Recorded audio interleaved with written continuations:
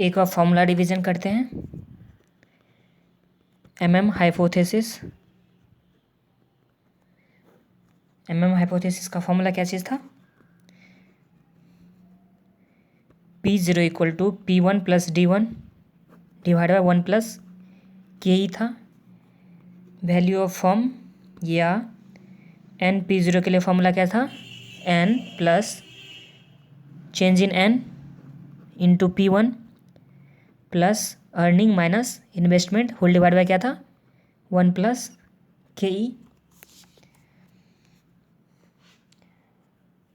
दूसरा Walter model के लिए क्या फॉर्मूला था? वाल्टर मॉडल के लिए फॉर्मूला क्या चीज़ था? P is equal to dividend plus earning minus dividend. Earning minus dividend क्या होता था? Retain earning. इसको मल्टीप्लाई क्या चीज़ से करते थे? आर मतलब rate of return on investment या internal rate of return divide by K मतलब इक्विटी, कॉस्ट ऑफ इक्विटी होता था, या कैपिटलाइजेशन रेट या discount rate, whole divide by क्या करते थे? के। तो ये हो गया फॉर्मूला 2।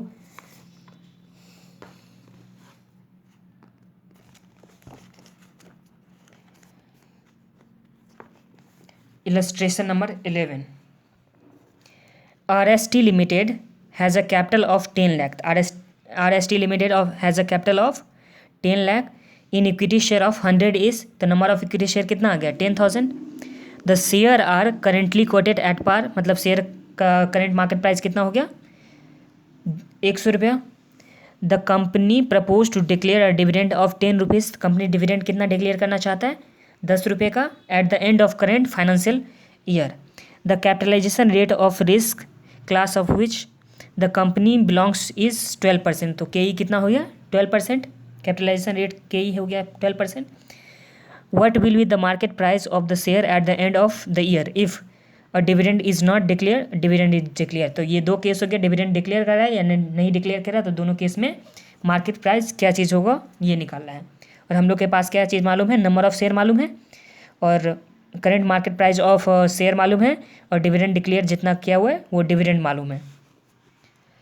फिर बोल रहा है आगे, assuming that the company page the dividend company dividend pay कर रहा है, has net profit of 5 lakh. तो प्रॉफिट कितने हैं कंपनी के पास? 5 lakh. And makes new investment of 10 lakh. तो इन्वेस्टमेंट कितना करना चाहता है? 10 लाख। और अर्निंग कितना है? 5 lakh during the period. How many new share must be issued. तो नंबर ऑफ शेयर निकालना है, यूज़ क्या करना है? MM module. तो MM मॉड्यूल के लिए दो फॉर्मूला होता था, एक P0 इक्वल टू क्या था? P1 plus D1 divide by 1 plus KE, और दूसरा क्या था? Value of firm is equal to N plus change in N into P1 plus earning minus investment whole divide by 1 plus KE। ये formula दो formula था, तो इसी दो फॉर्मूला से हम लोग निकालेंगे।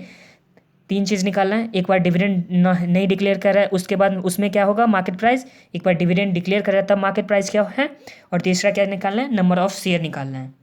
तो चलिए बनाते हैं।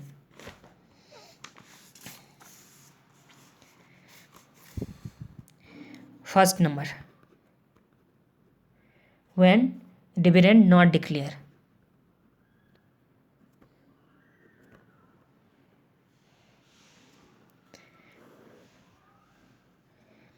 जब डिविडेंड डिक्लेयर नहीं कर रहा है तो क्या था formula? P0 equal to P1 plus D1 divide by 1 plus KE। Sums में क्या चीज़? P0 कितना दे रखा हुआ था? 100 पर शेयर, क्योंकि करेंटली कोटेड एट पर था तो 100 पर शेयर हो गया। डिविडेंड डिक्लेयर नहीं करा तो डिविडेंड कितना हो जाएगा? 0 हो जाएगा। और KE रेट कितना था? कॉस्ट ऑफ कैपिटलाइजेशन कितना परसेंट था? 12%। तो 12%। तो P0 कितना आ गया? 100 इज इक्वल टू P1 तो निकालना है कि प्राइस कितना है, D1 कितना हो गया? 0। 1 प्लस KE कितना था? 12%। तो 100 into 1.12 is equal to P1। तो P1 इज इक्वल टू कितना आ जाएगा? 112। P1 इज इक्वल टू कितना आ गया? 112। ये कब था? जब डिविडेंड नॉट डिक्लेयर था। अब दूसरा क्या चीज़ है? When dividend declare. तो फॉर्मूला वही है, P0 equal to P1 plus D1 divide by 1 plus K E. P0 कितना था 100, P0 कितना था 100। D1 कितना आ जाएगा 10 रुपीज़ 10 पर शेयर डिविडेंड के रूप में डिक्लेयर कर रहा है, और के ई कितना था 12%। तो P1 कितना आ गया, ये तो निकालना है। D1 कितना है तो 10 है, 1 प्लस के ई कितना हो गया 0.12। तो 100 into 1.12 is equal to P1 plus 10। तो P1 इज इक्वल टू -10, तो P1 इज इक्वल टू कितना हो गया 102। तो current market price of the share कितना हो गया 102 जब डिविडेंड डिक्लेयर कर रहा है। थर्ड में क्या चीज़ बोला था, assuming that the company page the dividend and has net profit of 5 lakh. Company dividend क्या चीज़ कर रहा है पे कर रहा है, और इसके पास अर्निंग कितना है 5 लाख है, इन्वेस्टमेंट कितना करना चाह रहा है 10 लाख। तो नंबर ऑफ शेयर कितना है, यही चीज़ हम लोग को निकालना है।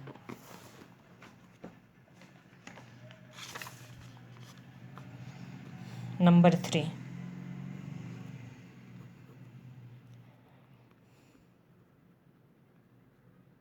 अर्निंग कितना है 5 लाख माइनस डिविडेंड पेड।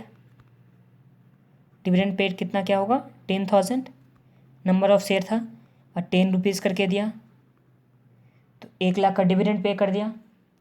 तो कंपनी के पास पैसा कितना अवेलेबल है 4 लाख। कंपनी के पास पैसा कितना है 4 लाख। इन्वेस्टमेंट कितना करना चाह रहा है company 10 lakh minus fund available 4 lakh पहले से पैसा है ये रहा, तो कितना और पैसा चाहिए 6 लाख। तो फंड रिक्वायर्ड कितना हो गया 6 लाख। फंड रिक्वायर्ड कितना हो गया 6 लाख। नंबर ऑफ शेयर निकालेंगे। नंबर ऑफ शेयर क्या चीज़ हो जाएगा फॉर्मूला, फंड रिक्वायर्ड कितना पैसा चाहिए divide by price at end, जिसको क्या बोलते हैं हम लोग P1। तो फंड हम लोग को 6 लाख चाहिए, और जब डिविडेंड पे कर रहे थे तो शेयर प्राइस कितना था, जब डिविडेंड पे किए थे तो शेयर प्राइस कितना निकला था 102 रुपया करके। कितना निकला था 102 रुपया करके। तो 6 लाख डिवाइड बाई 102 कितना होता है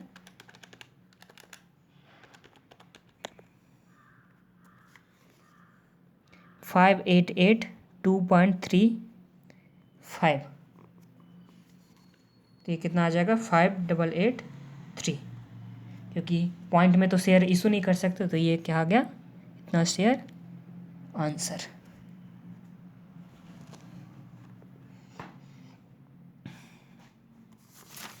अब next illustration,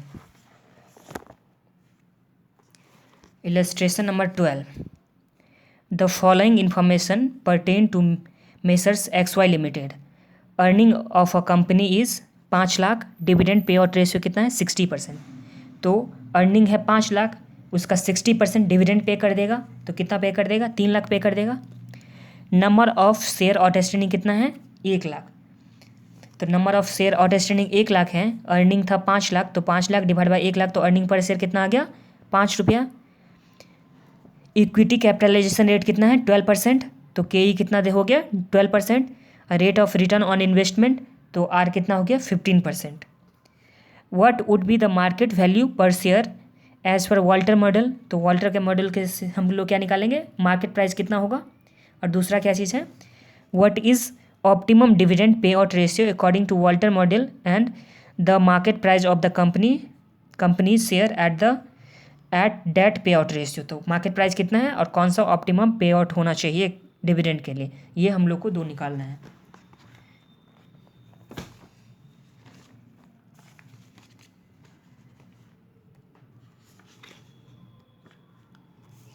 illustration number 12।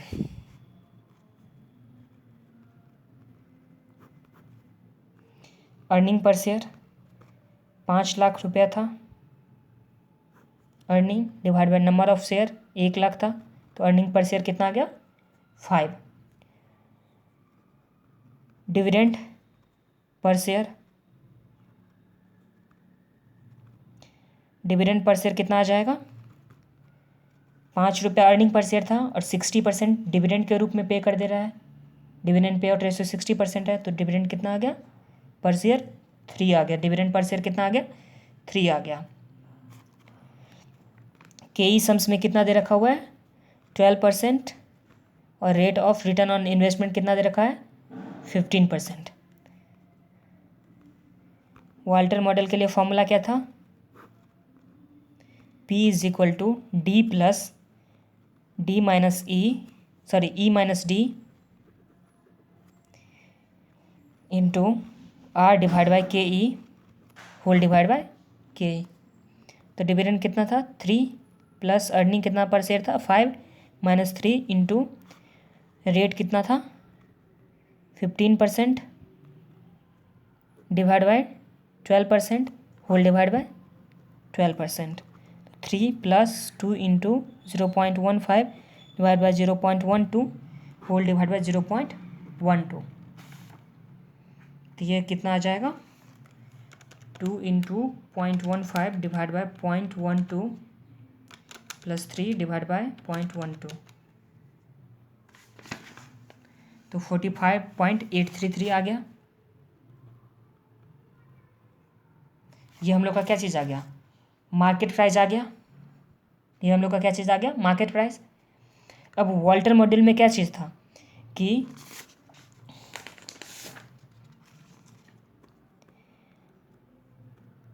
Are is greater than के ई, तो डिविडेंड पे करना चाहिए था कि नहीं करना चाहिए, तो डिविडेंड पे आउट कितना होना चाहिए था 0 होना चाहिए था।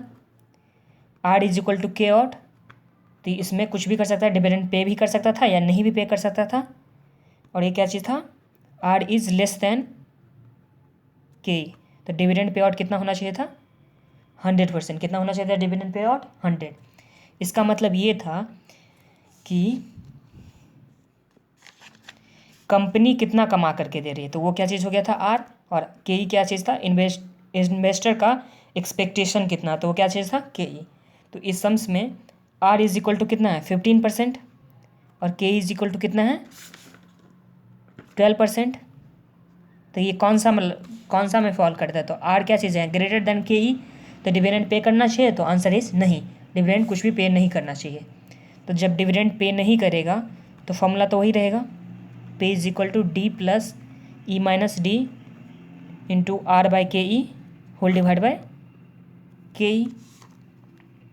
डिविडेंड कितना था कितना हो जाएगा, डिविडेंड अगर नहीं पे करना चाहिए तो 0 प्लस अर्निंग कितना था 5 था माइनस 0 इंटू आर था 15%, के 12% होल डिवाइड बाई के कितना था 12%। तो 5 into 0.15 divide by 0.12 whole divide by 0.12, तो 5 into 0.15 divide by 0.12 whole divide by 0.12। तो इस टाइम में शेयर का प्राइस कितना हो जाएगा 52.08। मतलब ये शेयर का प्राइस क्या हो रहा है यहाँ पे इंक्रीज हो रहा है जब डिविडेंड पे आउट 0 रहता है तो।